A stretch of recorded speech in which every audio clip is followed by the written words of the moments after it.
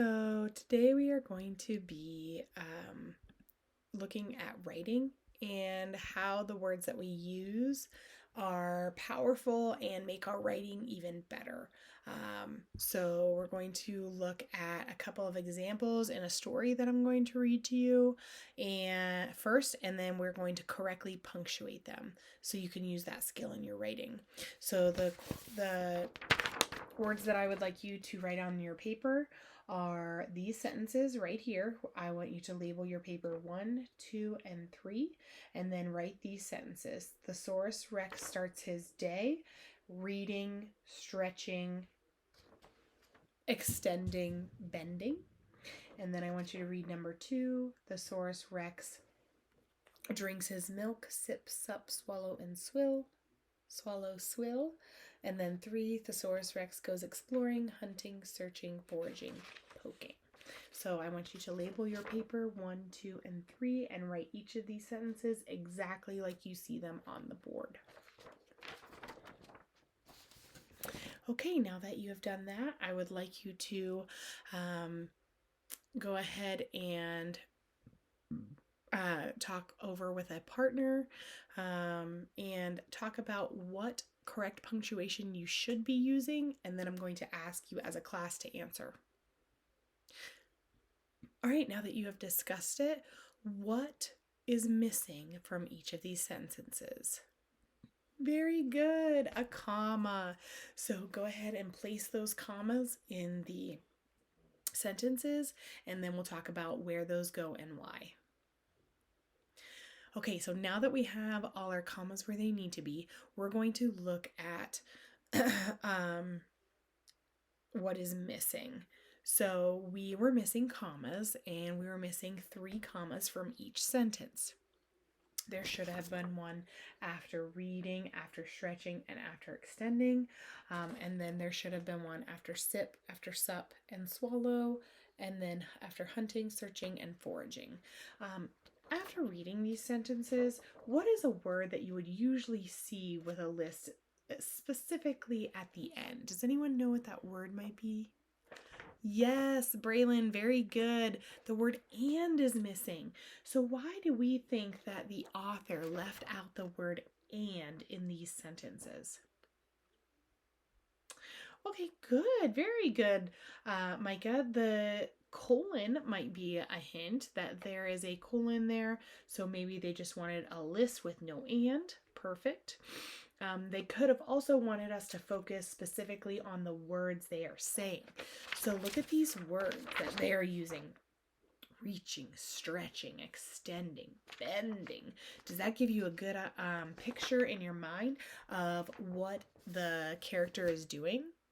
Yeah, absolutely. So these are words that we might use. I like to call them spicy words because they spice up our writing. Okay, so we're going to read a book. It's called Thesaurus Rex, and I'm going to read that to you, and then we're going to talk about the words in the book. Okay, now that we have read the book, we're going to talk about who Thesaurus Rex was. What is he a symbol of? Yeah, perfect. He's a symbol of a thesaurus. What's a thesaurus do? Great, Sarah. So yes, it gives us other words meanings, or words that synonyms of the word that we are looking at. So say I look at that word reaching. Stretching, extending, and bending are all synonyms of that word and would be in a thesaurus next to that word reaching. Okay? So now we're going to talk about how the more words that you know, the better you're able to choose words that you can communicate your ideas. Why might a word that you are saying, like if you said the word said, okay, I said this, okay, what if you actually were angry? How would you say the word said? Yes, very good, Gage. Shouting. I shouted. Good, because you're angry. Perfect. Okay. So we have all these words and we're going to come up with some words from the book. So give me some words from the book that were spicy words or words that had a good meaning or um, could um, give you a better definition or a better picture when you're reading. Hunting, searching, foraging, good.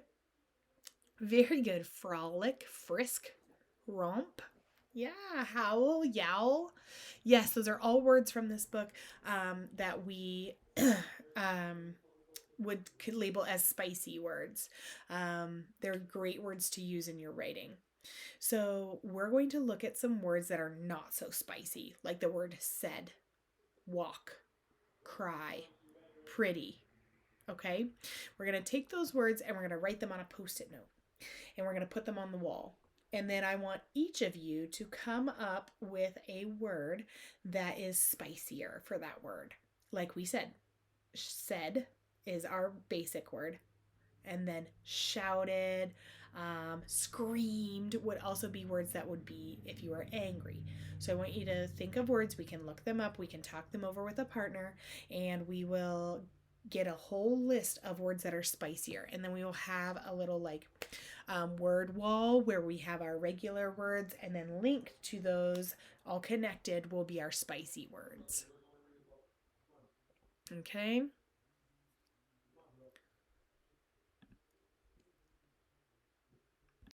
Okay, so here's where I would kind of break them up into groups or even do this individually, depending on what I am, how my students behave and things like that. If they're a good group of kids, they just need the differentiation, then I would make sure that I am going around the room. They might work in groups or pairs of students, one that is a little bit on a higher level and one that is on a lower level or needs some extra help. And then go from there. And I would be walking around the room, assisting with students, popping in and out, whatever I needed to do to help them learn this concept and look for those more powerful or spicy words.